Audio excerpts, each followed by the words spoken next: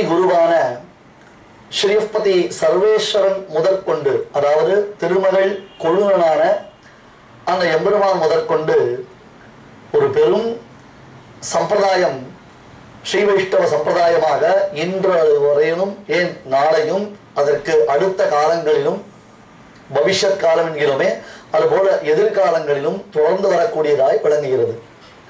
இதில் பரமாத்மா குருபியஸ்தத் குருபியஸ்ச நமோவாக்கம் அதீமகே என்னும்படியாக இவனே பிரதமாச்சாரியராக விளங்குகிறான். இந்த சம்பிரதாயத்தை தொடங்கி வைத்தது யார் என்னும் ஒரு கேள்விக்கு எம்பெருமான் தான், பகவான் திருமகள் கேள்வன் ஸ்ரீமன் நாராயணன் தான் என்னும் பதில் தெள்ளத் தெளிவாக வேதங்களிலும் இதிகாச புராணங்களிலும் மற்றுமுள்ளதான ஸ்மிருதி வாக்கியங்களிலும் நிறைந்து கிடக்கின்றன.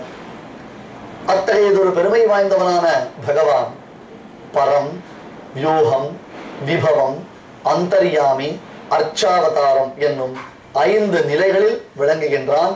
அதில் நாம் பரமபதம் எனப்படக்கூடிய அந்த பரமாத்ம ஸ்தான விசேஷத்தை குறித்த விளக்கங்களை எல்லாம் பார்த்தோம் அல்லவா?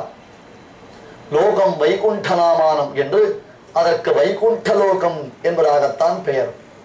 அயோத்தியா, அபராஜிதா, தமச பரமோதாதா, சுத்த சத்வம், அப்ராகிருதம் என்றெல்லாம் இந்த பரமபதத்திற்கு பல திருநாமங்கள் உண்டு. அதற்கு அடுத்த நிலை க்ஷீராப்தி எனப்படக்கூடிய திருப்பார்க்கடல்.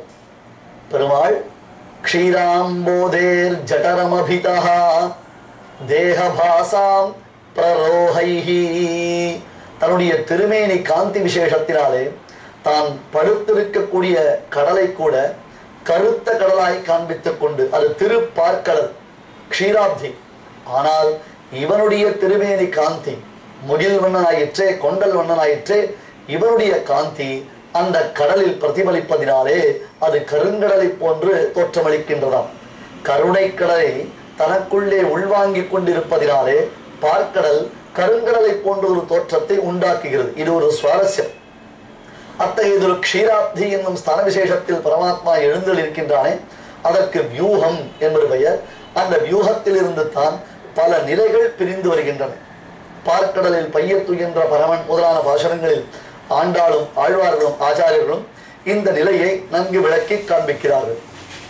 அதற்கு அடுத்ததுதான் விபவாவதாரம். விபவாவதாரம் கணக்கற்றவை, எண்ணிக்கையற்றவை, அவற்றில் குறைவு என்பது கிடையவே கிடையாது. ஆனாலும் நாம் அதனை அறிந்து கொள்வதற்காக மத்ஸ்ய, கூர்ம, வராக என்று தசாவதாரம், இந்த தசாவதாரம் 10 அவதாரங்கள் ஒரு குறிப்பு காண்பிக்கப்படுகின்றது. உண்மையில் இதற்கு மேற்பட்ட அவதாரங்கள் உண்டு.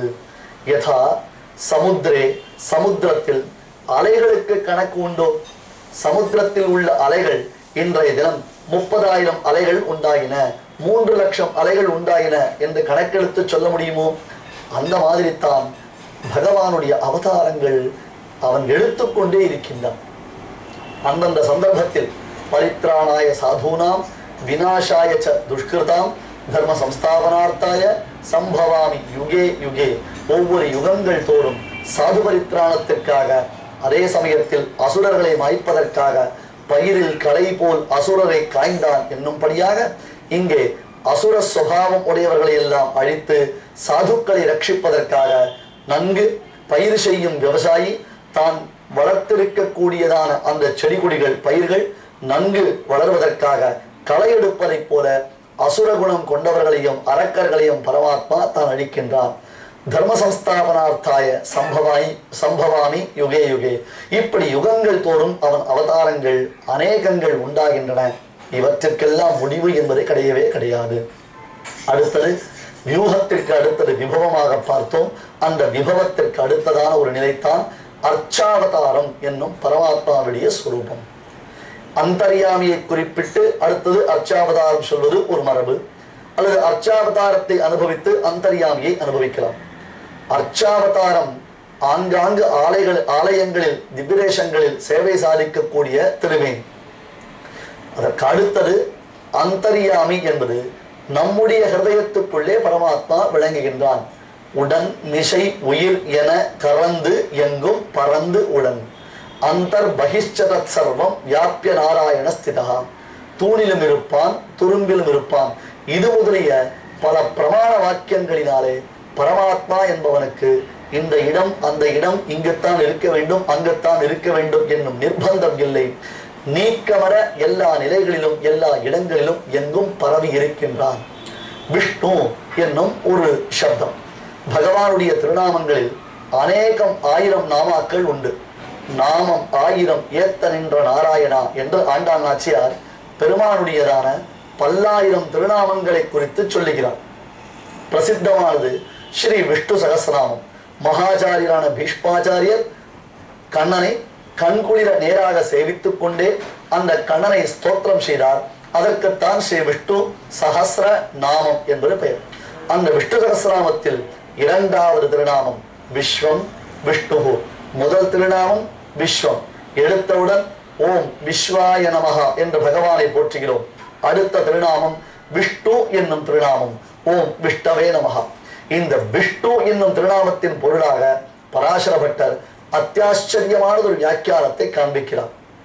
ஆம், அவர் அருளி செய்ததால் அந்த வியாக்கியானத்திற்கு பகவத் குண தர்ப்பணம் என்பது பெயர். பகவத் குண தர்ப்பணம். எம்பெருமானுடைய அரும் பெருமைகளை எல்லாம், அவருடைய திரு கல்யாண குணங்களை எல்லாம் எடுத்து காட்டும் உயர்ந்த கண்ணாடி இந்த வியாக்கியானம், தன்னுடைய விரிவுரை என்பது அதற்கு பொருள். அதில் விஷ்ணு என்பதற்கு எங்கும் நீக்கமர நிறைந்திருப்பவன் என்பதாக பொருள் உரைக்கிறார். எங்கும் நீக்கமர நிறைந்திருப்பவன் என்றால் அனோரணியான் மகதோ மகியான் என்கின்ற உபனிஷத் வாக்கியங்கள். உலகத்திலேயே மிகச்சிறியதான பொருள் என்ன? ஜீவாத்மா. நம்முடைய ஆத்மா இருக்கின்றது.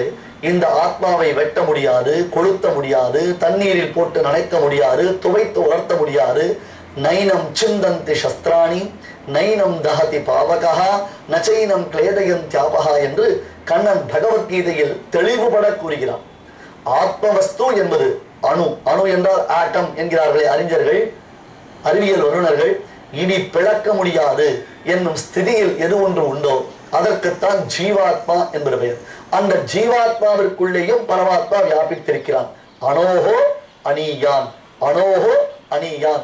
அந்த அணுவுக்குள்ளும் அணுவான பொருளாக இவன் விளங்குகிறான். மகதோ மகியான். உலகத்திலேயே மிகவும் பெரியது எது என்று கேட்டால் எதை சொல்லுவோம்? யானையை சொல்லலாமா, அல்லது டைனோசரஸை சொல்லலாமா, அல்லது அதை விட பெரியதான கடல் திமிங்கலங்களை சொல்லலாமா? எதை சொல்லுவது என்றால் உலகத்தில் மிகவும் பெரியது ஆகாசம். இடைவெளி. எல்லா இடத்திலும் இடைவெளி இருப்பதினால் அன்றோ எல்லா காரியத்தையும் நம்மால் செய்ய முடிகிறது. அந்த ஆகாசத்தை விட பரமாத்மா பெரியவன்.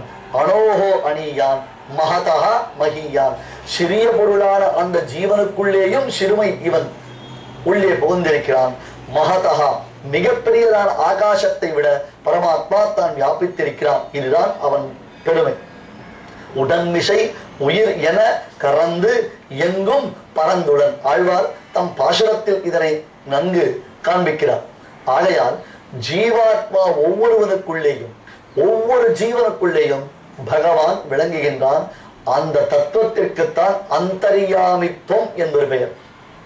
நன்கு அனுபவிக்க வேண்டும். அந்தர்யாமி.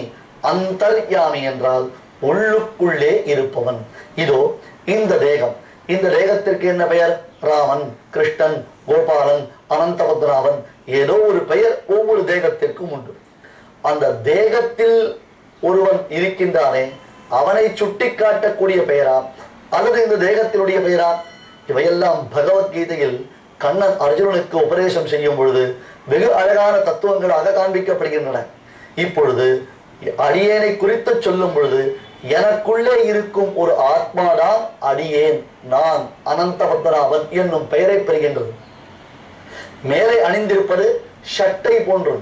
அந்த ஷட்டையை அணிந்திருப்பவருக்கு மதிப்பா அல்லது ஷட்டைக்கு மதிப்பா? யோசித்து பாருங்கள். ஒருவர் ஷட்டை அணிந்து வருகிறார் என்றால் அவருக்குத்தானே பெருமை. அதுபோன்று தான் தேகம் என்பது ஒரு ஷட்டை. அந்த ஷட்டைக்குள்ளே இருப்பவன் யார்? ஆத்மா. அந்த ஆத்மா எங்கே இருக்கிறார்? ஏஷ சர்வபூதாந்தராத்மா அபஹத பாப்மா திவ்யா தேவஹா ஏகஹா நாராயணஹா. உபனிஷத் வாக்கியம். ஏஷ சர்வபூதாந்தராத்மா அபஹத பாப்மா திவ்யா தேவஹா. கண்கள் சிவந்து பெரியவாய் வாயும் சிவந்து கனிந்து வெண்பல் இலகு சுடரிலகு விலக மகர குண்டலத்தன் என்று ஆழ்வார் ஒருவன் அடியேனுள்ளானே உள்ளுக்குள்ளே இருக்கக்கூடிய அந்த பரம்பொருளை உணர்ந்த பூரிப்பை தன் பாசுரத்தில் காண்பிக்கின்றார். சர்வபூதாந்தராத்மா ஒருவேளை உங்கள் தேகத்தில் மட்டும்தான் இருப்பாரா?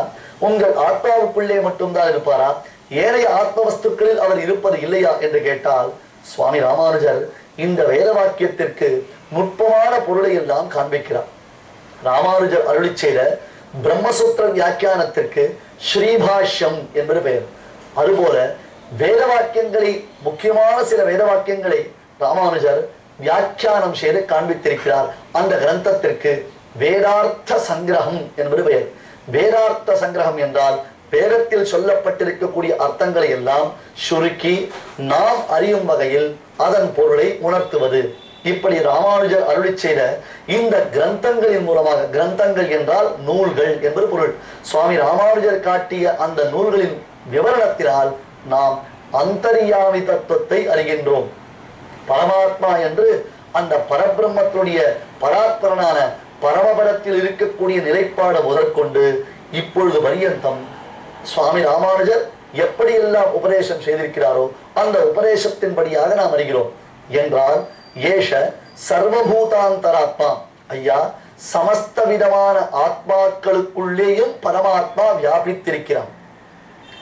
மனிதன், விலங்கு, பசு, பக்ஷி, ஸ்தாவரம், ஜங்கமம் என்று எத்தனை விதமான விபாகங்கள் இருந்தால் கூட அவற்றுக்கெல்லாம் உள்ளே ஒரு ஆத்மா உண்டு. அந்த ஆத்மாவிற்குள்ளே பரமாத்மா உண்டு. ஒரு புழுவின் தேகத்துக்குள்ளே ஆத்மா இருந்தாலும் அதற்குள்ளே பரமாத்மா உண்டு. ஒரு புலியின் தேகத்துக்குள்ளே ஆத்மா இருக்கும், அதற்குள்ளே பரமாத்மா இருக்கின்றான். நம்முடைய தேகத்துக்குள்ளே நம்முடைய ஆத்மா இருக்கின்றது, அதற்குள்ளேயும் பரமாத்மா சேவை சாதிக்கின்றான்.